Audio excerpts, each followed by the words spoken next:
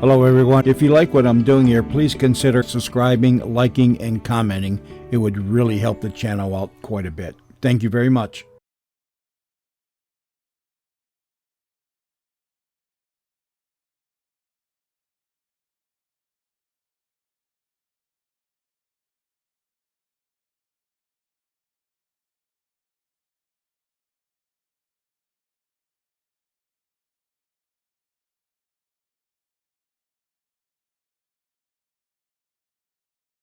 The CBS Radio Mystery Theater presents...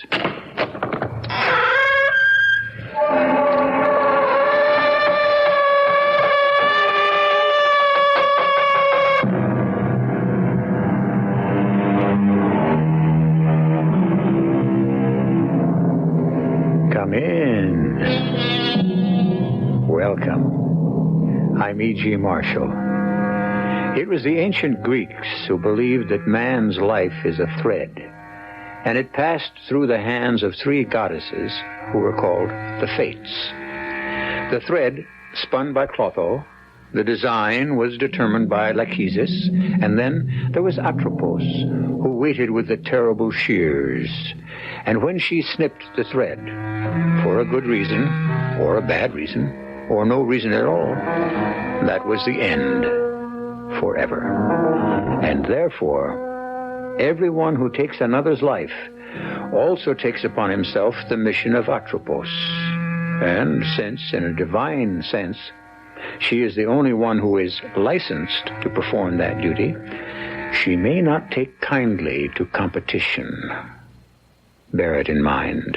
Are you trying to bribe me? Of course. I have never been so insulted. You've never been so flattered. How important you've suddenly become. A mere girl like you can now control the destiny of thousands. Now, how much money do you want? There isn't enough money in the world. Oh, there is. We'll give you $1 million. But... Take the million, my dear. Take it, or we'll have to kill you.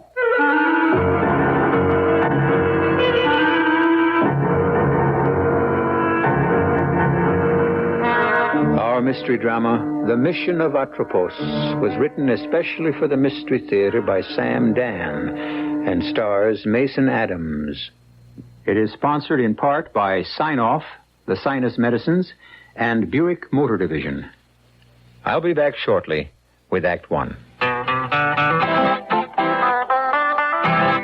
When you say bud, you said a lot of things nobody else can say. When you say bud, you say you care enough to only want the king of beers. There is no other one, there's only something less, because the king of beers is leading all the rest. When you say Budweiser, you said it all. Anheuser-Busch, headquarters, St. Louis, Missouri. In recent EPA tests, a 1977 Buick LeSabre with standard V6 and automatic transmission got an estimated 25 miles per gallon on the highway, 18 in the city.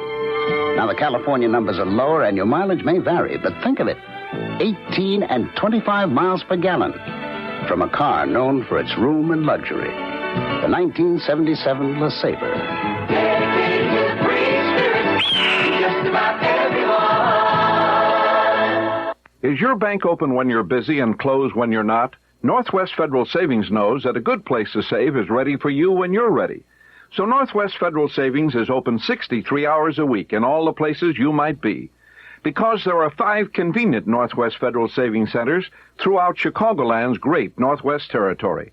If you're shopping around Six Corners, there's a Northwest Federal west of Cicero Avenue on Irving Park. Saving in Des Plaines, Northwest Federal's just east of the Tri-State on Dempster. Cashing a check in Norridge. Northwest in the Harlem Irving Shopping Center. Live near Edison Park? Save at Northwest just east of the train station. Looking for a loan in Arlington Heights? We're at Algonquin and Gulf. 5 convenient Northwest Federal Savings locations for all of your savings needs. Open 63 hours a week to satisfy them all. Northwest Federal Savings keeps the best hours yours. Northwest Federal Savings Time, 63 hours a week.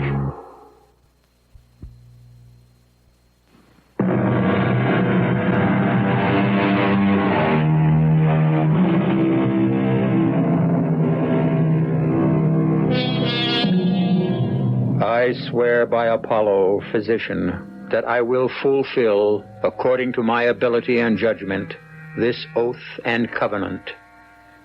Thus begins the celebrated Oath of Hippocrates, for thousands of years the ethical standard and spiritual guide for practitioners of the medical profession. Louisa Alcott Mandeville is a young doctor, and the oath is still fresh and inspiring. A framed copy of it hangs in her office, where she looks at it from time to time every day. I'm looking for Dr. Mandeville. I'm Dr. Mandeville. You're Dr. Mandeville? Oh. I see that's become my name around here, Dr. Mandeville. Oh. Well, who figures, A dame. It ain't that. You know, ladies who are doctors, but you figure they're all old dames. You should also figure that all old dames were once young dames. Yeah, that figures. What's your name? Barney. Bernard Aloysius Kremen. I work at the reduction plant. Why don't you do something about that cough? Like what? Well, you could stop smoking, for one thing. I can't. All it takes is a little willpower. How can I stop when I never smoked in all my life? Caught you that time. Very good. Well, what's wrong? I don't know what's wrong. That's why I come to you. I don't like that cough. I don't like it either. How long have you had it? 6 weeks, couple of months, maybe. Mm-hmm. Is it, painful? Well, I get a little wave. Wave? It took me a long time to figure it out. Like a wave. Like you go to the beach, see a wave, kind of rolls in and builds up higher and higher, and it just breaks. I get this wave. Does it hurt? No, it's like pressure. Where? Everywhere. All over, all at once. I want to tell you, Doc, it's scary. And then right in the middle of it, cough. The, wave. It happened just now? Yeah. Take off your shirt, please. What's the verdict, Doc? I don't know. Well, it's what I figured. I need more time. Be my guest. Do you cough like that all the time? I do lately. I would like to send you to the hospital for observation. No, Dice. I can't afford it. Well, you could take it out of sick leave. You'd still be paid. Yeah, but that's just straight pay. I'm not only knocking off time and a half overtime, but double time for Saturdays and Sunday. The way the plant is smoking now, I can't afford to give that up. Thursday, October 15th. The patient's name is Bernard Aloysius Kremen. White male, aged 54. Married, 3 children. No serious prior illnesses. Complains of some sort of malaise. Persistent dry cough. Pulse, blood pressure, heartbeat normal. Routine EKG, X-ray, blood test negative. Come in. Dr. Mandeville, you haven't had your dinner. Oh, thank you, Mrs. Drake. Well, now, is that wise? No, I don't think so, Mrs. Drake. I have this work to finish. Oh, talking into that tape recorder, Dr. Mandeville. Do it on company time. No, I'll be down in a little while. Doctor, did I overhear you say something about Barney Kremen? Well, yes, he's my patient at the factory. Was your patient, you mean? He died. He what? He died. Barney Kremen? He dropped dead this afternoon, right after he come home from work. But that's impossible. Friday, October 16. Bernard Kremen, a man who in every respect seemed normal except for the cough, expires suddenly. A post-mortem performed immediately after at the hospital reveals absolutely no further information. Pathologists could find no tissue damage. Why did he die? And what caused it? Dr. Mandeville? What's that? Where? The reduction plant. No, don't lift him, don't move him. Call an ambulance. I'll be right there. Everybody, move away, please. Please, give him some air. Can you hear me? Yeah. How do you feel? As if I were on a wave. You have any pain? It's just a wave, you know. I go up, I go down. I'm going to die. I know that. That cough, how long have you had it? The cough. Barney Kremen and I... It can kill you. Oh, now, try to lie still, please. What can kill you? The KCV 447. The what? The KCV 447. I found that out. They're not supposed to use it. What is KCV 447? Don't let me die. Please don't let me die. I'm going to have to give you a shot. It won't hurt. KC 447. Remember? Saturday, October 17. Patient's name, Jack Edward Caddy. White male, age 25. Graduate student working his way through school. Unmarried. Displayed same signs, described same symptoms as Bernard Kremen, especially the cough. Became delirious, lapsed into coma en route to hospital, and died on arrival. Post-mortem performed. No indication of cause of death. Spoke of substance called KCV 447. Check on it.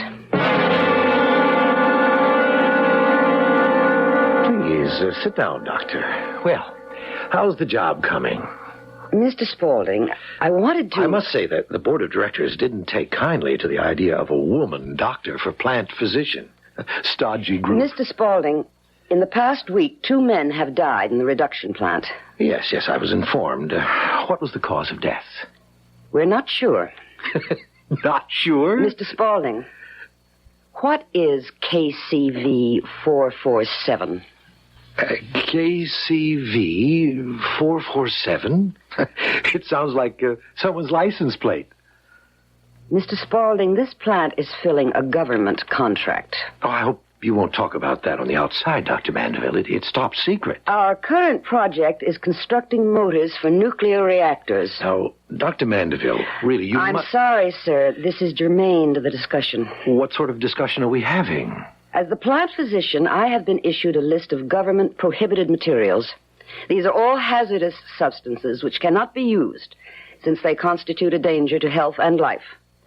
Violations will result in cancellation of contracts, plus possible criminal prosecution. Doctor, what has all this to do with me? KCV 447 has been used and is being used in this plant. Dr. Mandeville, I can state categorically that is not true. And I say it is, Mr. Spaulding. Do you have evidence for such a serious charge? Yes. May I ask, what is that evidence? The evidence of my own eyes. I paid a visit to the supply warehouse, and I asked Mr. Marlowe, I believe, if we had any KCV 447. And he said he wasn't supposed to give out any information like that. But when I identified myself as the plant doctor, he said in that case it must be okay. You have cartons of it. Well, Mr. Spaulding. The old fool. The labels were supposed to... Well, it seems I'm caught red-handed. The next move? 2 men are already dead.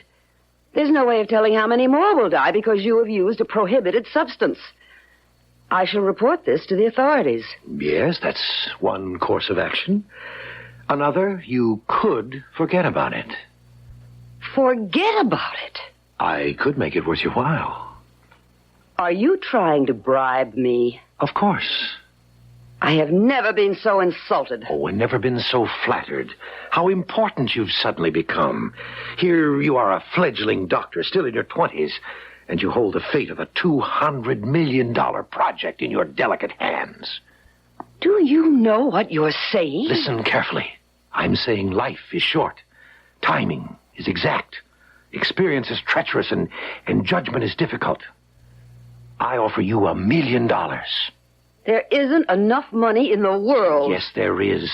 All we have to do is negotiate and arrive at the price. There is nothing you and I have to negotiate. But there is something you should negotiate with yourself. You have arrived at a crossroad in your life. That is not true. You can alter the course of your entire existence. I notice you drive an Isota Asmara, a very expensive sports car. It's a luxury I afford myself. Take a day or two. And do what? Think about it. I've already thought about it. KCV 447 is an exotic. There's absolutely no proof it's harmful. Then why is it on the prescribed list? My dear doctor, you know how vocal these do-gooders are. Doctor, even those who are violently opposed to KCV 447 admit it can only be lethal to a very small number of people. One person is enough. And these would have to be people who have a very rare protein allergy. In this plant alone, it has already struck down 2 people that we know of. The toll can rise higher. Doctor, if indeed KCV 447 is the culprit. Now, look, we have no real facts. But here is what I'm willing to do. I'm sorry about those 2 men.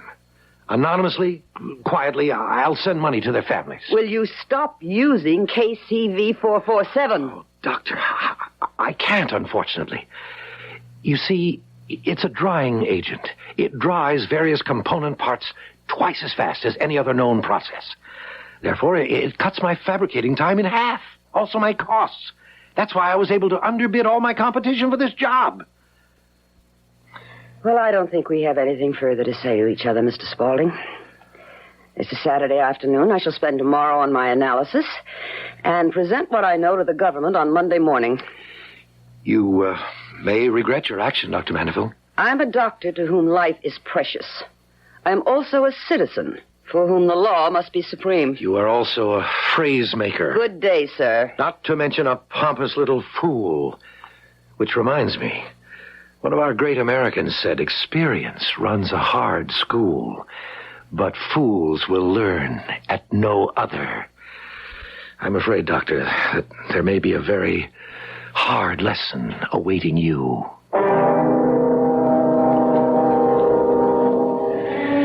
Smooth as satin, sweet as honey. That's how Fred Spaulding comes on. But do you suspect an iron fist inside that velvet glove? You could be right. Dr. Mandeville has decided to take action on Monday morning. But that's almost 2 days away. 2 days can be a lifetime, an eternity. I shall return shortly with Act 2. It's 2 a.m. A man is at your back door, cutting out one of the small panes of glass. He knows that you're asleep upstairs, but he doesn't know that waiting for him, right down the hall, is a master lock burglar alarm, the new Ultrason X. It looks like a small stereo speaker, just plugs into any electrical outlet. When it senses movement, it starts screaming, and it can set off remote alarms by sending a signal over the household wiring. It'll even set off remote alarms in a neighbor's house. The man eases the glass out, reaches in, unlocks your door, and you're safe. You can have this electronic burglar protection for less than you might think. To find the nearest Master Lock Alarm dealer, call this toll-free number right now, 800-528-6050, 800-528-6050. Call tonight and sleep tight tomorrow night. This is WBBM Chicago. The following is a paid political announcement. The Republicans say 7.9% unemployment is acceptable. They've said it so long that people begin to believe it. Well, 7.9% unemployment is not acceptable. It is not to be tolerated. 7.9% unemployment is what you arrive at when incompetent leaders follow outdated, unjust, wasteful economic policies. I'm Jimmy Carter. Together, we can change this. The problem isn't 6.5% inflation. That's just something written on a piece of paper. The problem is, how can a family pay those grocery bills and keep up with the mortgage and taxes and pay for a college education? People work hard, and they should be able to keep what they work for.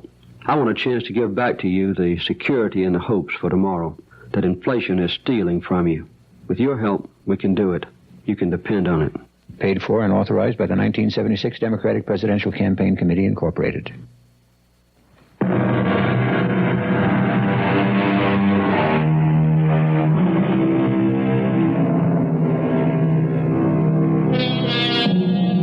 Well, our first act ended with a young lady doctor who had some damaging evidence that could destroy the fortunes of a powerful industrialist. And she was going to present that evidence to the authorities on a Monday morning. I regret to say that she never did. It is with even greater sorrow that I must inform you that we shall never see Dr. Louisa Alcott Mandeville again in this life. Why? Well, it is Sunday evening, and we are in a police station. Well. What are you doing here, Richard Harding Davis? Richard Harding Davis? That sure dates you, Lieutenant Carey. How about Floyd Gibbons? Now, they were reporters. They died before punks like you were even born. I'm sorry. You're covering the station house tonight? Yes, sir, Lieutenant Carey. Alfred Alexander Marx Times Union at your service. Lieutenant Carey? Yeah. Uh-huh. Okay, let me write it all down. Victim's name? Yeah, make a car? Uh-huh. Right. Get the report in. Yeah. What was that? Nothing you're going to win the Pulitzer Prize for. Dame killed herself in an auto accident. Smashed into the concrete wall of an underpass. Kills herself and totals the car.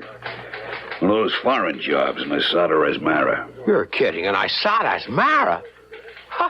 I drive one of those. And your salary? I got it 15th hand. She wrecked an Asada? Hey, let's have the details. She must have been an heiress. You'll never guess, so I'll tell you. She was a doctor. Company doctor at the Spalding plant. About 30 years old, name of Louisa Alcott Mandeville. With that name, she must have been a real hatchet face. And don't try to make Grandpa Carey here think you're tough. You want more facts, you can pick up her bio from personnel at the factory. Can you imagine somebody totaling an Asada Asmara?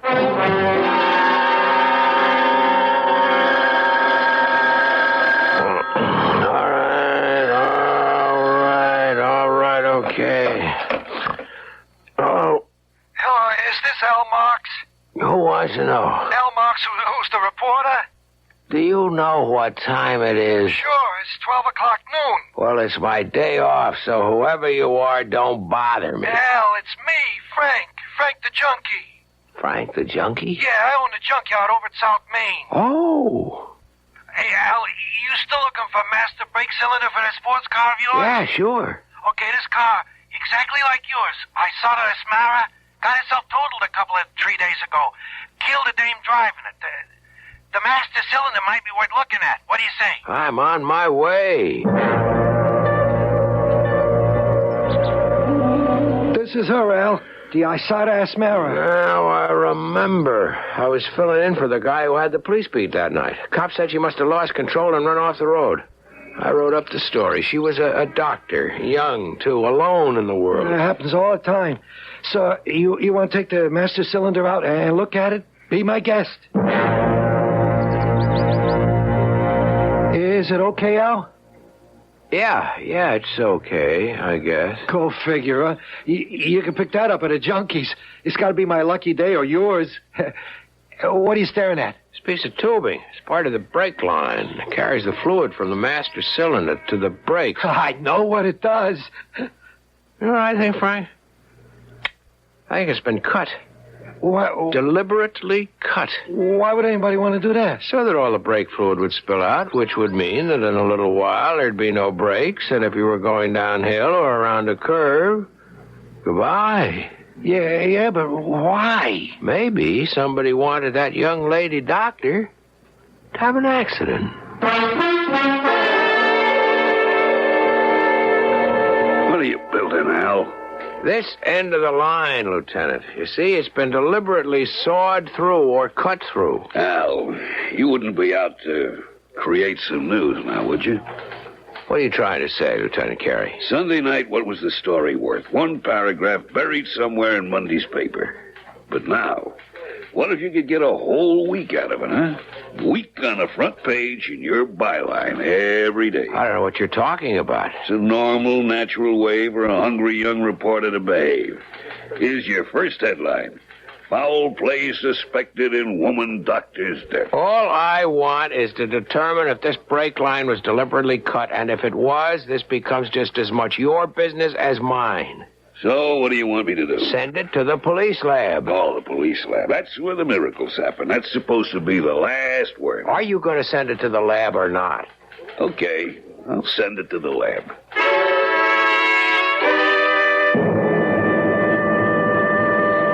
I don't know if I should talk to you, Mr. Marks, Al Marks. I'm with the Times Union. It's a fine paper. Oh, I know it is. I'm a subscriber.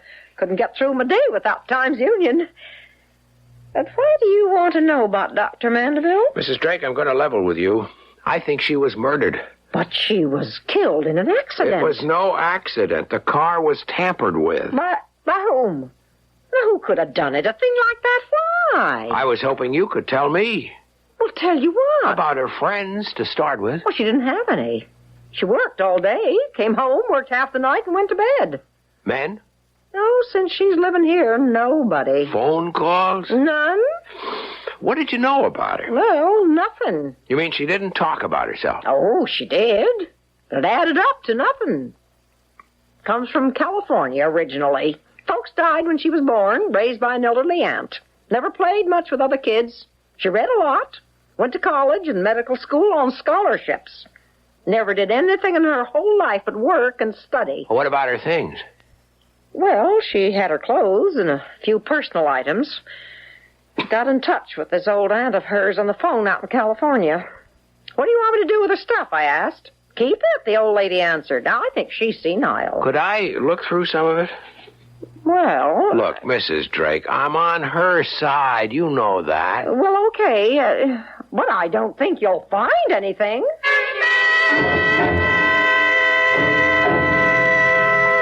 Well, I told you, Mr. Marks. It'll be just slim pickings. This tape recorder. Oh, yeah, the tape recorder. Oh, she came home and made notes of all her cases. Let me switch it on. The patient's name is Andrea Detweiler, age 46, white female. Married, 2 children. History of ulcers. Yeah, I see what this is. Oh, she's got a whole carton of tape here. You could spend days listening to all that stuff. Maybe I better do that. You mind if I borrow the recorder and all those tapes? Well, I don't know why I should object. Mrs. Drake, did she seem upset lately? Upset? No. Nervous, apprehensive, out of sorts? Well, I don't know what to say. She was, well, you see, last week, 2 of her patients at the factory died, you know? No, I didn't. Well, she took it kind of hard. Not that it was her fault, I guess. Tell me something. When she left the house Sunday evening, do you know where she was going? Oh, yes, she told me. Matter of fact, she said she was going to drive all night to get there in the morning. Get where? Washington. Why would she be going to Washington? Well, I think she said she was going to see some government people. Who? Well, I don't know. Must have been important if she was going to drive all night. Well, yeah. When she walked out of here, she had the look of a person who meant business.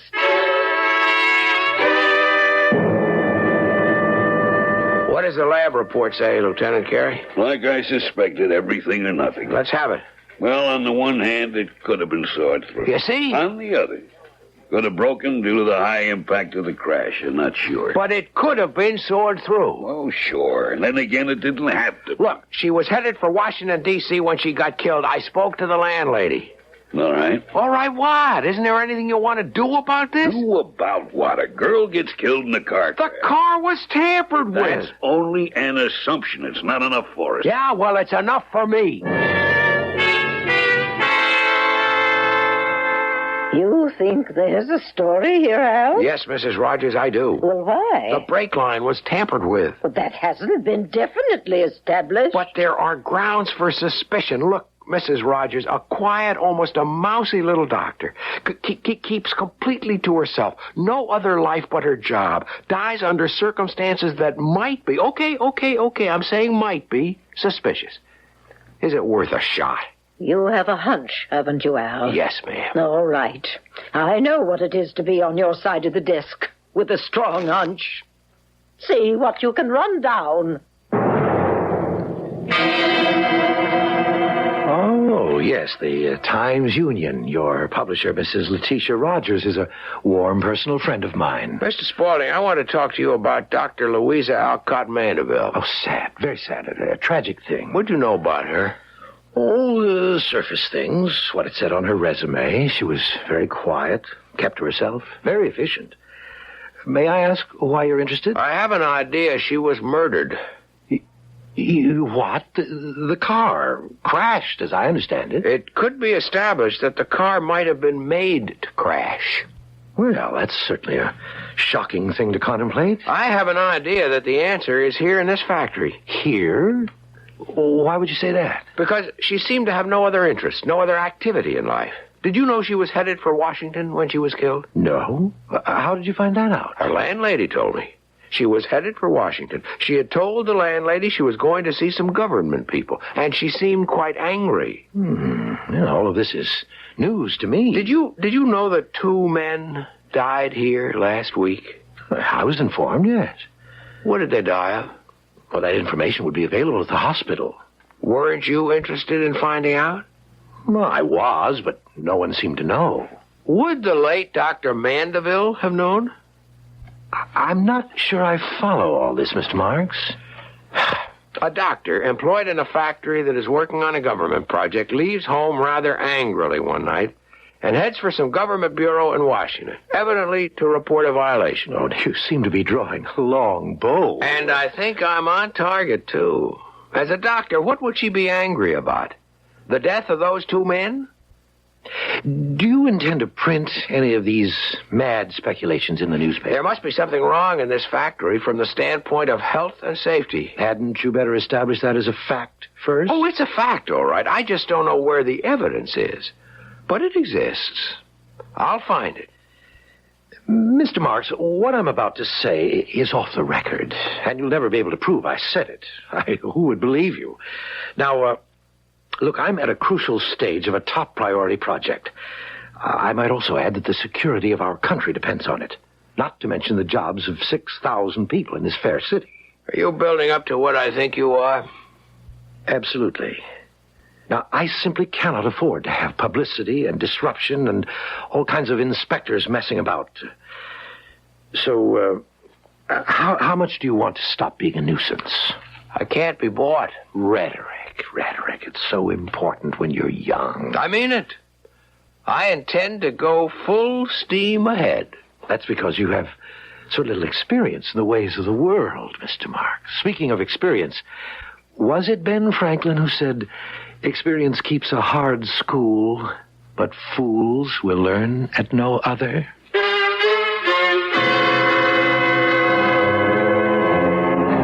Well, we heard that one before. And it was followed by a fatal car crash. Al Marks has been offered the same deal Mr. Spaulding was willing to give Dr. Louisa Mandeville. And Al has turned it down also. Now what? Can we expect another automobile accident? I shall return shortly with Act 3. Budweiser presents Beer Talk.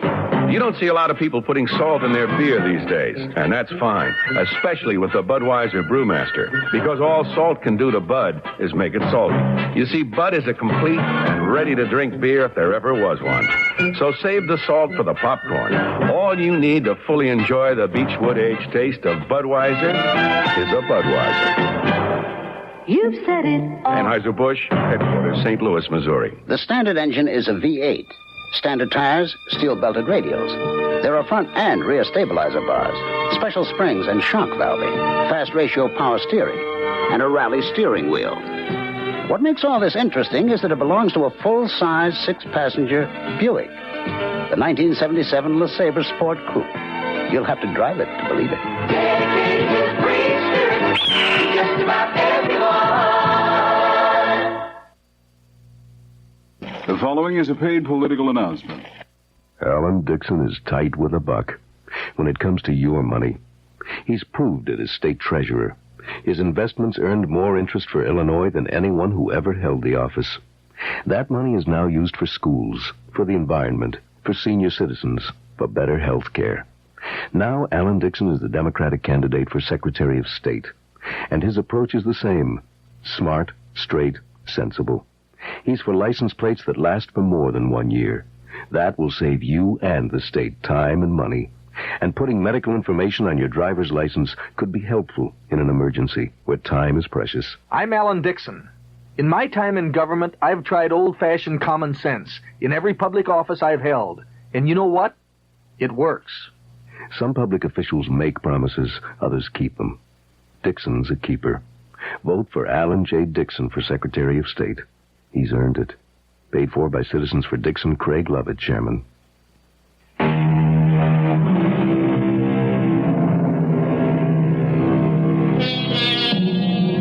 Truth, it is said, shall prevail in the end. How much better it would be if truth could prevail in the beginning, could save so much trouble. And it might be much safer for those people who are determined to live with it. Who knows? Dr. Louisa Mandeville might still be alive today. Certainly life would be simpler for reporter Al Marks if he could get certain people to believe him. We've got him, Lieutenant Carey. Got who? Spaulding. For what? For the whole thing. He tried to bribe me. Now, Al, you can't prove that. In a court of law, no, but he did it. He offered me money to lay off. It would be your word against his. And whose word would you take, Lieutenant Carey? Look, he tried to bribe me. That means he killed her or had her killed. Naturally, he wouldn't work on her brakes with his own hand. But Al... You know I'm telling the truth. On what I say alone, I know there's no case, but it should be enough to start you guys off. What do you want me to do? The reverse. Usually the evidence leads you to the killer. This time the killer has to lead you to the evidence. Al, I need more. It was done, so the evidence is out there. Now it's your job to find it. How? Assign men to do it. I have to have a reason. I just can't put guys out. Lieutenant, it could be you're afraid to tangle with somebody the size of Spaulding. Now, don't try that psychology stuff on me. Wait a second. Lieutenant Carey. Who? Yeah, he's here. Huh? Okay, I'll tell him. That was your publisher's office. She wants to see you. All right. Don't sound good. What doesn't sound good? I think you're going to get some heat. What do you mean? You could be stepping on somebody's toes. Spaulding's? What do you think? Then I'm right. You agree I'm right? Sure, you're right. For all the good it's going to do you.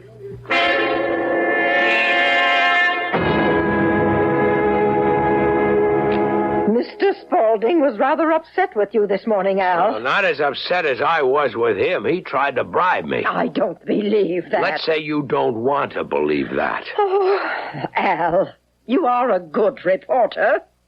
But all you've got are hunches. The sawed-through brake line? Not conclusive. The lab will not commit itself. The two men who died? A coincidence. Why would she be headed to Washington, D.C. to talk with some government people? What would she have to talk about if not some violation at the plant? Al, how do we know she was angry? How do we know she was going to the government? How do we even know she was headed for Washington? Her landlady told me. Well, will her landlady put it in writing?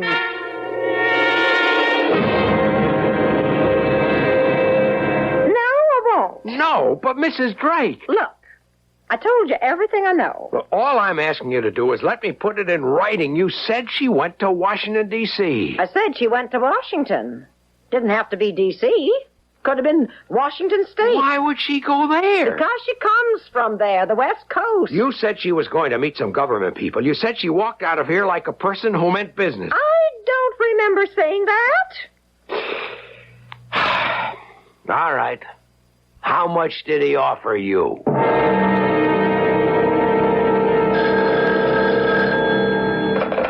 Al Marks. Yes, Mrs. Rogers. No, Mrs. Rogers. I was unable to get her to give me anything in writing. Well, she reneged on the story. He must have gotten to her. Yes, Mrs. Rogers. Yeah, I'll report to the managing editor for another assignment. But you and I know Spaulding's guilty. And if you can live with it, I wish you luck. What am I out to do? Get myself fired? Listen, kid, I believe that brake line was hacksawed. I believe he tried to bribe you. I believe he got to the landlady. Do you, Lieutenant? I tried to work on it. I had guys out trying to run down leads. And look, if he'd had the brakes tampered with, he'd have had to do it between Saturday afternoon and Sunday night when she was scheduled to leave. Which means it had to be done in the darkness on Saturday night. I had guys checking the neighborhood for anything that looked suspicious. And? Nothing turned up. I don't know what to do. Well, I wish you did. Because you have to come up with something, anything, so that I can justify putting the men out. What do you got? Nothing. Well, you gotta have something. How about that tape recorder? It's miles and miles of tapes, diagnoses, medications. Go through it. But that could be a career. You sold me the idea she was killed because she was acting like a doctor. Well, on those tapes, she's talking like a doctor.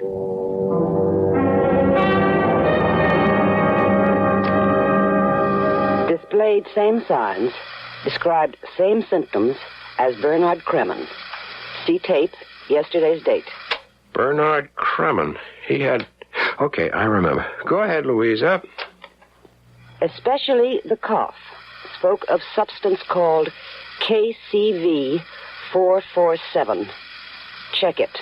KCV 447. KCV 447. KCV 447. A rapid-drying agent suspected of having lethal properties. Its use is prohibited. Attacks certain persons who have a specific protein allergy. Not much known.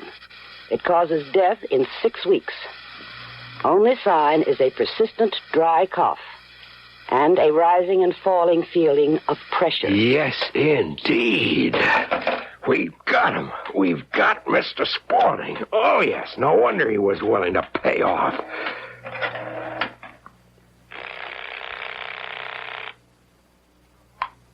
Lieutenant Carey. It's me, Al Marks.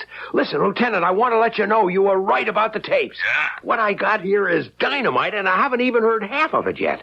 Look, it'll take me the rest of the night to get all of it. And then I want to meet you at headquarters, and I'll bring my publisher. Is it good stuff? When you hear it, you'll know why she was killed and who had the motive. Jack Edward Caddy, a graduate student in chemistry, worked formerly for International Solvents. They were cited for using KCV 447. It is reasonable to assume, therefore, that Jack Caddy may have suspected the use of KCV 447 at Spaulding's. But once he had caught the illness, it was too late. He must have known because he told me he was dying. This is dynamite. The disease caused by KCV 447 is so rare it has not yet been named. It has a destructive but invisible effect on the heart and lungs. Its only symptoms are the dry, hard cough and the roller coaster feeling of pressure.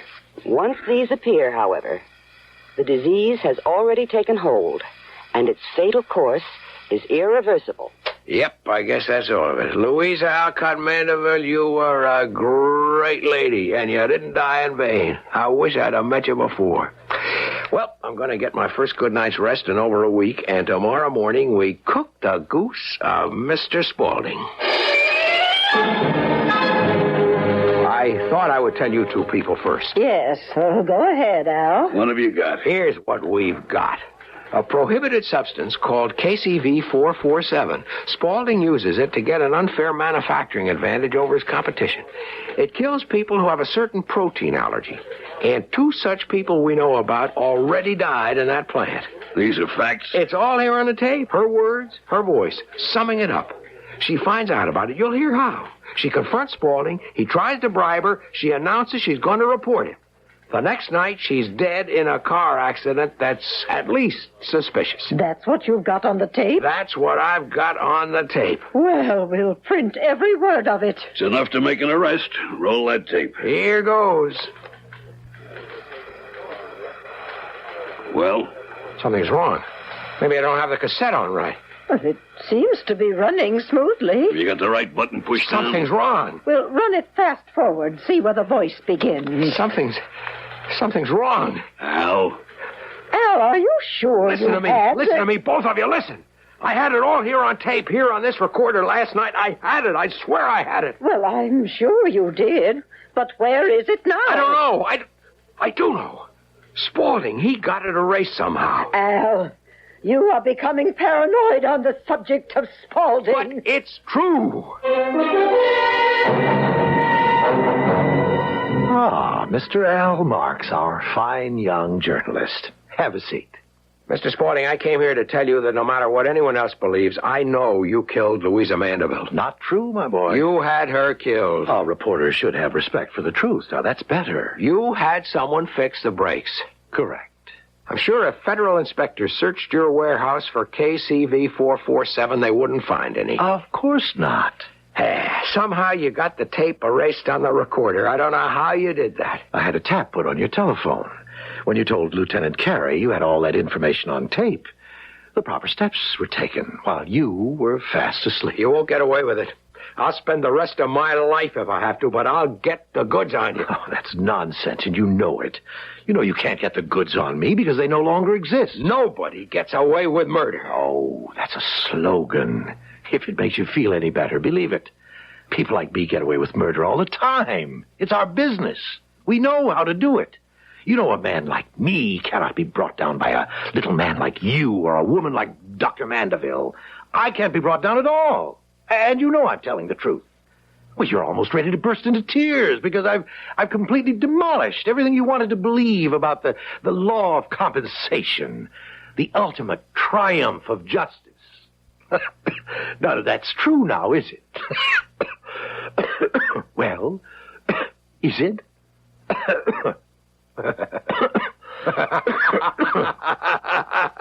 What are you laughing at? What's so funny? How long have you had that cough? What are you talking about? I shouldn't have laughed. It isn't funny. Why isn't it funny? What are you talking about? Maybe, just maybe, I'm talking about justice.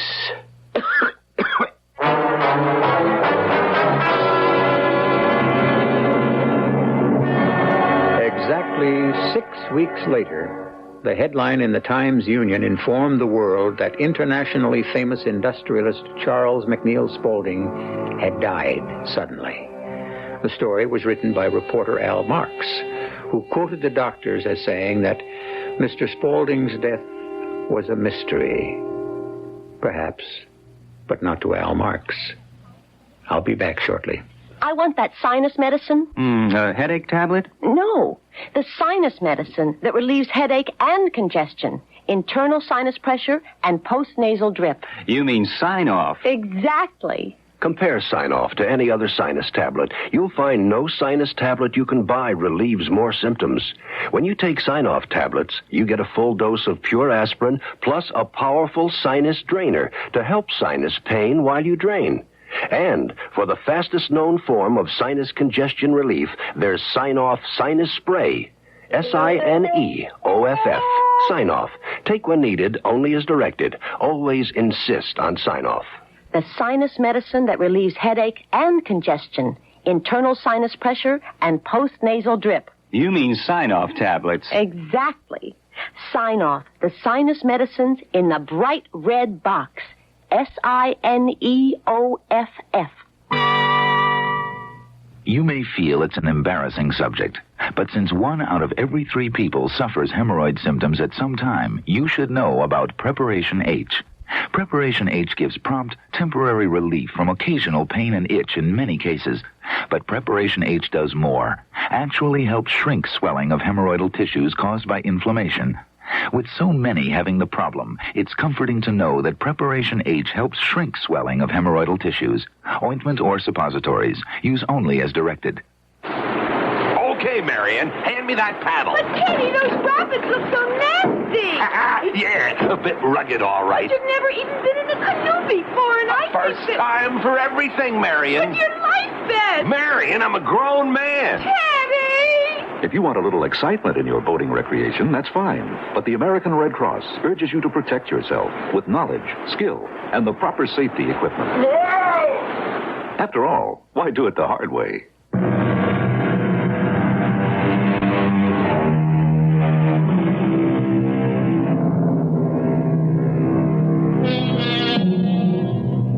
We live our lives by the narrowest of tolerances, by the smallest of gauges.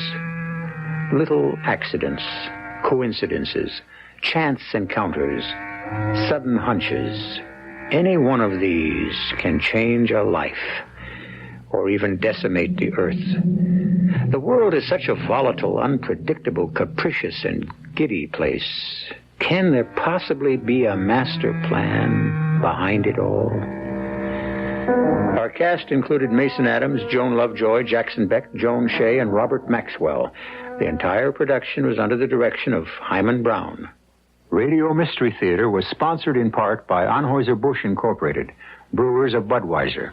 This is E.G. Marshall inviting you to return to our Mystery Theater for another adventure in the macabre. Until next time, pleasant dreams.